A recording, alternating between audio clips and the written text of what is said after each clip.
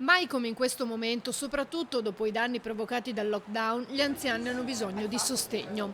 Con questo scopo il CAV CSV ha realizzato il progetto delle portinerie di quartiere. La prima è stata inaugurata oggi a Mestre, in via Piave. Vuole essere un luogo di ritrovo e di ascolto per la comunità, anche grazie al rapporto di fiducia che abbiamo con la proprietà siamo riusciti a riattivare uno spazio sfitto, questo che era un negozio, e trasformarlo in un luogo accogliente per il quartiere, e inoltre abbiamo trasformato la parte retrostante da parcheggio a corte proprio per accogliere ancora di più le persone che magari hanno semplicemente bisogno di ritrovarsi, scambiare due parole. A breve un'altra partirà a Venezia e proseguirà con Chioggia.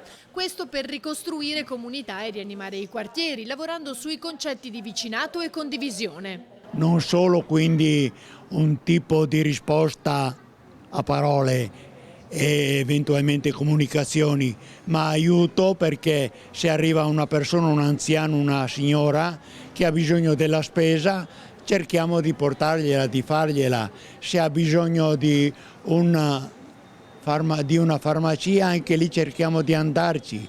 Se ha bisogno un signore di un cambio di una lampadina, attraverso le nostre conoscenze, di andare a cambiargliele, tutte con la minor spesa possibile, ovvero se si può gratuitamente. Che con il CSV, per esempio, il Comune ha già collaborato per quanto riguarda il progetto La Mensa che non spreca, quindi sappiamo che è una realtà che si occupa dei nuovi problemi che derivano anche dalla pandemia, quali possono essere la solitudine oppure, nel caso per esempio delle scuole, l'eccedenza anche alimentare, perché non vada sprecata, per cui il Comune sicuramente appoggia e promuove iniziative che mettono insieme la prossimità, la solidarietà e anche la rete sul territorio.